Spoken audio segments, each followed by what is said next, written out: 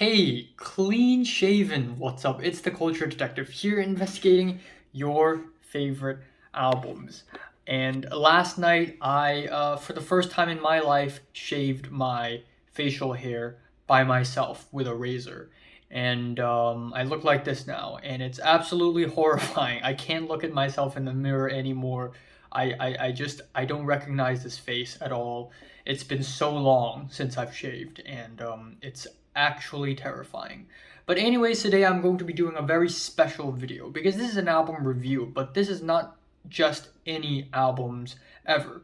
This is the original soundtrack to Sonny Boy, which is an anime. Sonny Boy is an anime written and created by Natsume Shingo, and it is produced into an anime by Studio Madhouse. Now, about a few months ago, I think last year, October or November-ish, I watched and reviewed Sonny Boy, and it became not only my favorite anime of 2021, but also, in my opinion, the best anime I've ever watched, or at least one of the best ever. It's just such a freaking masterpiece. The story, the characters, the world building, just the message behind it, the unconventionalness of the story, the art houseness of the anime, the visuals, just the existential and the absurdist ideas, the philosophy behind this anime is just so bone crushing and consciousness altering. It's easily one of the most shocking pieces of visual media I've ever consumed in my life. This anime stuck in my veins forever. I changed after watching this anime. There is me before this anime, and then there is me after watching this anime. This anime is life changing. It is amazing, and it pisses me off to think that a lot of people are missing out and sleeping on this anime. But not only is this anime a masterpiece, the soundtrack to this anime is also a masterpiece. So for a long time, for months, I've been wanting to do a review on just the soundtrack alone because it is ingenious. It is absolutely freaking ingenious. So I'm gonna do it today. So this soundtrack is done by various artists, multiple artists from, of course, mainly Japan, but also South Korea and Taiwan also collaborated on the soundtrack for Sonny Boy. And yes, the musical styles of all of these bands and artists differ from one another a little bit here and there, but overall they all have a really dreamy, nice feel to it. Right off the bat, the first track of this soundtrack is Shonen Shoujo, or Teenagers, Teenage Girls, by Gangnam Boys, a punk rock band from Japan. And this is kind of interesting because a lot of people have the misconception that Sonny Boy doesn't have a lot of music because the first few episodes of Sonny Boy are very silent for the most part, which is actually a really rare thing for animes, especially nowadays, where animes are just filled with dramatic music to the point where the music doesn't even have much of an impact whatsoever. But what I love about Sonny Boy is that it started off without much in terms of music. On episode 1, there is literally no music, no soundtrack. It feels so alien, it feels so claustrophobic, it feels like we're living in a vacuum state. Because if you've watched the anime, by the way, minor spoilers for the anime, but if you've watched the anime on episode 1, all of the characters are basically existing in a vacuum world, thus the lack of music. Not only is the music great in this anime, but also it serves the narrative, it serves the story, both visually and narratively. It is amazing. But anyways, the first actual piece of music to show up on the anime is the ending sequence, the ED, and the ED is Shonen Shoujo by Gangnam Boys. This track is a really loud and noisy J-rock track with shoegazy guitars, flinging drums. It's really energetic, really passionate, kind of dramatic. And as a standalone track, I'm not a huge fan of it, but as the ED to Sonny Boy, I think it is the perfect showcase of the nostalgic and dreamy and summery and lost vibe that this anime and this soundtrack is going for. And as an ED, it's like a slap in the face. It is as powerful as it can ever get. Now, I'm going to go over the soundtrack artist by artist. I'm going to categorize all of the tracks by the artist who made these tracks. Starting off, we have the Taiwanese rock band Sunset Roller Coaster, which is a band that I really need to check out even more, and I hope they release an LP soon. But we have the first bit of soundtrack instrumental, which is Broken Windows, with the soft synths, the curious keyboards, the dangerous guitars. It feels like the main theme to Inception, if Inception was an anime. And as the track progresses, it slowly builds up to a very otherworldly, dreamy, and dangerous and adventurous crescendo. It is absolutely masterful in building tension. It feels like the world is crumbling apart as you listen to this track. It is just amazing. And again, given that this track is pretty much the first instrumental soundtrack to this anime, it's such a wild entrance. It's just amazing. And then that is followed by Seagull, which is a sugary, syrupy, synth-heavy track that are pulsating, kind of bouncing. It's so light, it's so liminal, it's so soft, it's so transportive, and it is gorgeous. And then we have the track Let There Be Light Again, which happens a little bit later in the anime, I think midpoint episode 4 or 5-ish, as an insert song.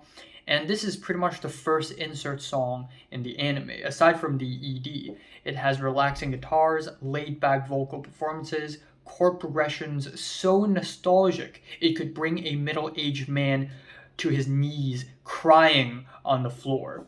I love the echoey keyboards, I love the little funky guitar sections. And yeah, this track is just summer in a nutshell. I feel like it's a very East Asian thing.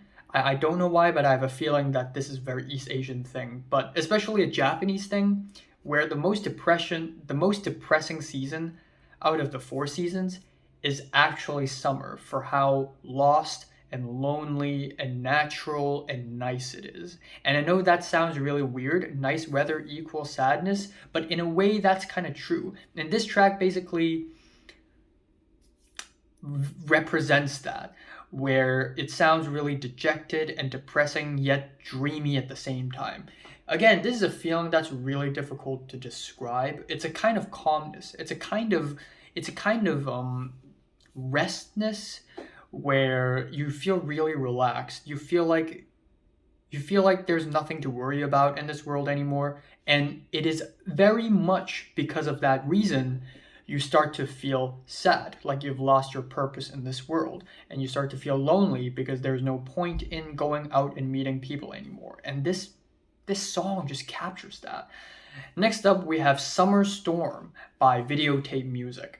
Now, again, this anime takes place over summer, or at least that's how it starts off. And this anime has a very strong summery vibe. Like I've just mentioned, the feeling of being lost, the feeling like there's no purpose in this world anymore, this feeling of looking at nice weather and thinking that you're already in heaven, some form of purgatory. And once along in a while, we have tracks like Summer Storm, where it is essentially a blissful instrumental track with banging drums, crispy bass and guitars, dense layers of percussion. It's really fun, it's really summery, and this track shows up in the earlier parts of the anime where the story still seems kind of innocent and simple. And again, as a standalone track, it doesn't really wow me or anything, but as part of the story and part of the anime, it just works really well. The next 3 tracks I'm going to mention are from the Japanese rock band Mitsume.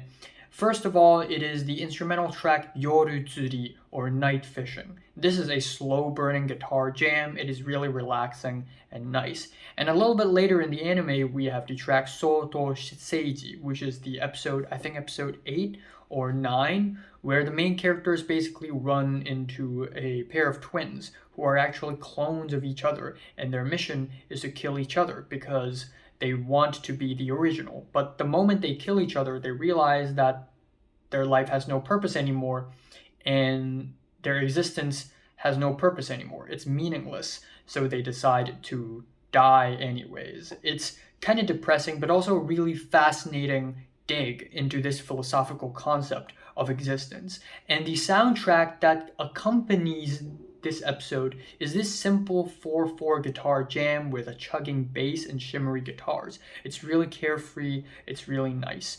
And then we have the track Spare, which is just as relaxing and as carefree as the other two Mitsume tracks, but given that this track is near the end, it just gives the song a whole new emotional context. I feel like this track is trying to prove a point that there is no purpose in caring so much about the world and stressing out so much about the world. This track also has vocals in it, which is really nice. Then we have the guitar duo Ogawa and Tokoro providing two instrumental tracks on the soundtrack, Beacon and Soft Oversight. Both of these tracks are also really Hindustani flavored, given that one of the characters in Sonny Boy is Indian. Usually when the Indian character Rajdhani is giving, or Rajani is giving a monologue or explaining something, the soundtrack will be playing. But both of these tracks are also really well produced and well written. We have Beacon with the twiny, greasy guitars, the bouncy, round drums.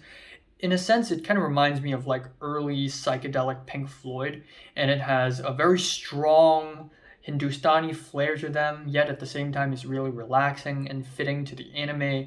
And Soft Oversight is even better than Beacon, in my opinion, with the mystical woodwinds, the spacey chimes. It feels like music, background music to a waiting screen in a video game. And it just brings about such a fresh breath of air. It's like discovering a hidden chapter in a book. Next up, I have to mention Midair Thief's contribution to this soundtrack. Yes, South Korean electronic dream pop artist Midair Thief, Kongjung Doduk, also appeared on this album. And he is absolutely freaking amazing, okay? If you don't know this, Midair Thief has released one of my favorite albums of all times, Crumbling, Monojigi, which is just this incredibly transcendental musical experience. If you haven't listened to Crumbling, what are you doing? Listen to it right now. You know what? Listen to it when you feel like you want to. It will really hit you in the heart. But anyways, Midair Thief also showed up on this soundtrack to give two of the most amazing and ethereal tracks on this soundtrack. We have Yamabiko's theme, which is this 10-minute long, multifaceted, spacey ambient track that is very grainy and distorted and warped and strange. It feels like I'm entering a dream within a dream. It feels like I'm being transported to the corners of a world where we're ending up in somewhere we've never seen before. It's so otherworldly. It's so claustrophobic, yet so curious. It's such a vibe that I just can't use words to explain. And this track is multifaceted. It enters a really drony, dark, ambient section, and then it ends off very chaotic and avant-garde. It is just stunning. And given that this track is 10 minutes long and it doesn't feel boring at all, it's just very impressive. And then we have Kodama's theme, which I end up liking even more than Yamabiko's theme. We have these sweet angelic keyboards with warped sunburned tones. It's very flowery and natural. And then about 50 seconds into the track, it gradually builds into this extremely galactic, spacey, slow world of reverb and raining keyboards and these slow floating synths. I just can't believe my ears. I just can't. It is transcendent, to say the very least. I mean, you know what? The only way I can show you how amazing this is by literally playing the track.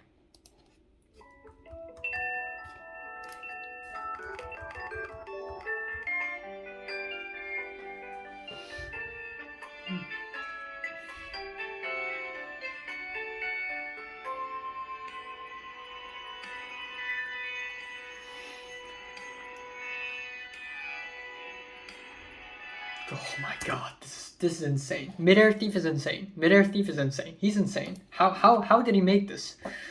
Anyways, we have We have the Natsuyasumi band, and Natsuyasumi means a summer break, summer rest, which means a summer holiday. And of course, given that they're called the Natsuyasumi band, of course they're gonna show up in the soundtrack.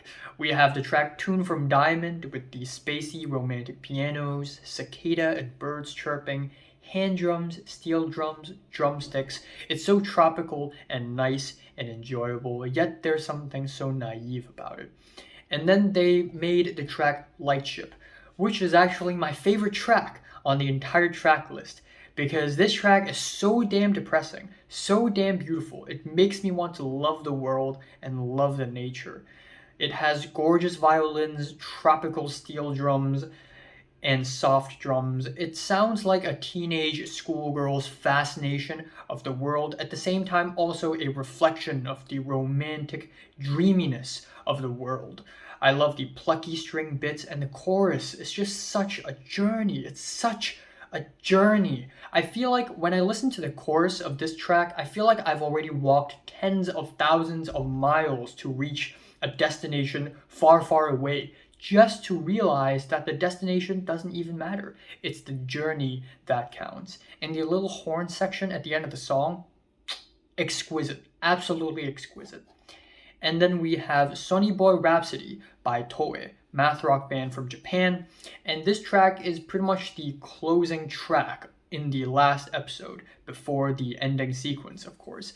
And this track is so sorrowful and relaxing at the same time. It has crispy layers of guitars, harmonic falsettos, tight drums, a crunchy bass, and the whole track feels like one last mission, one final mission. In the overall context of the anime, this song feels like, despite having given up on finding meaning in existence and living, the characters and we, the audience, still have the motivation to move on and continue to live. It's so powerful. It's such a beautifully powerful statement, especially in that scene where the main two characters, Nagara and the character Aoyuki voices, Mitsuho, they were walking through warping time and space. Not only is that scene gorgeous to look at, it's so colorful, it's so mind-bending, and it's just so beautifully animated, but also the soundtrack that goes along with it. Them running and running out of breath, the principal trying to stop them. It's just so symbolic and so, it's like letting go. It's like having all your pain and burden and just letting go. And it's so damn powerful. Finally, the soundtrack ends off on 5 tracks written by Konnich, who is a Japanese anime composer who isn't really all that famous, but from the works he's done on the soundtrack so far, I can tell he's got a long way ahead of him. We have Loon, which is a beautiful piano piece, Judgment without a D, Jugement, which is more of a classical flavor to it. We have Tour, which has more of a circusy vibe to it, and the track Soleil, which is basically like an anime flavored Chopin. It's sweet, it's strange, I love it. And the soundtrack ends off with Tabitachi no Hini, which basically means the day of the departure.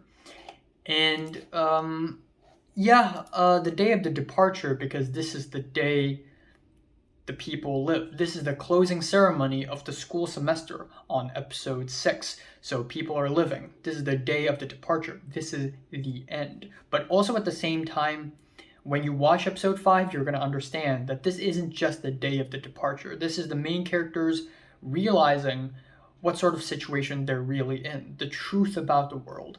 And yet at the same time, even though this is a school anthem, it is a diegetic song. It is a song that is part of the story. It is still one of the most dreamiest and most nostalgic school anthems I've ever heard. And given that like 100 people sung this song at the same time, it's so shocking to the bone. So overall this is easily the greatest anime soundtrack I've ever heard. And one of the greatest soundtracks to any piece of visual media I've ever came across in my entire life. There is no doubt in that. And a couple of things I'd like to point out is that this soundtrack and this anime perfectly captures the depressiveness of summer. I think every single season has something depressing about them. Every single season has something sad about it. But summer is depressive in that it is also really beautiful and nice and relaxing. And this soundtrack just kind of captures that perfectly. And again, it is depressive, and simultaneously, it is so dreamy. It is the dreamy kind of depressive. It gives off the feeling like after a very ugly, long, depressing cry, and then you wake up out of nowhere and you start to question like where you are and what time it is.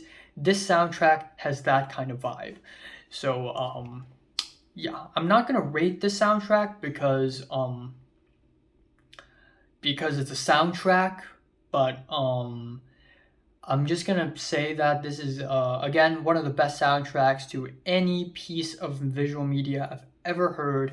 And if you haven't watched Sonny Boy, please watch it. It is a masterpiece. It is. It's gonna change how you view life. It's life changing. Yeah. So, have you watched Sonny Boy and listened to its soundtrack?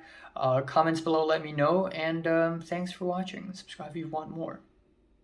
I look horrifying.